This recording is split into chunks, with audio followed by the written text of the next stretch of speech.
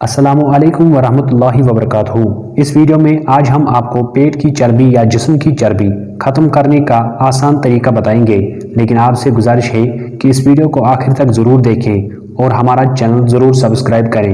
प्यारे दोस्तों, मोटापे को ख़त्म करना बहुत ज़रूरी है। इंसान के जिस्म में जितनी ज़्यादा चर्बी होती है उतना ज़्यादा इंसान बीमार पड़ता है और उसकी सेहत अक्सर ख़राब रहती है।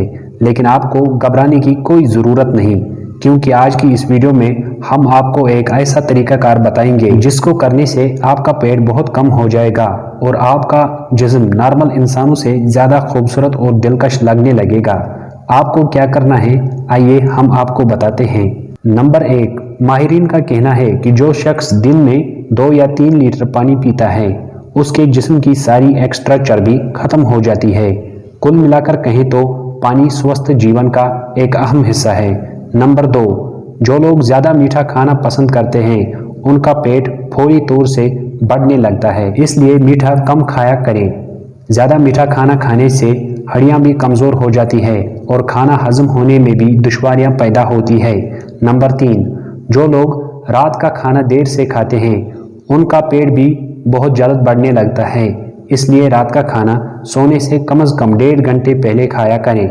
नंबर 4, अक्सर लोग पेट को कम करने के लिए जिम जाते हैं, लेकिन जो लोग जिम जाने के बगैर पेट को कम करना चाहते हैं वो रोज़ाना 2 या 3 नींबू का रस निकाल कर पी लें। चंद ही दिनों में उनका पेट कम होने लगेगा। नंबर 5, रोज़ाना 1 शहद का चम्मच पानी में मिलाकर पी लें। एक तो जिस्म की सारी कमज़ोरी दूर हो जाएगी और पेट भी दिन ब दिन कम होता जाएगा और आपका पेट बेहतर से बेहतरीन शक्ल में आने लगेगा।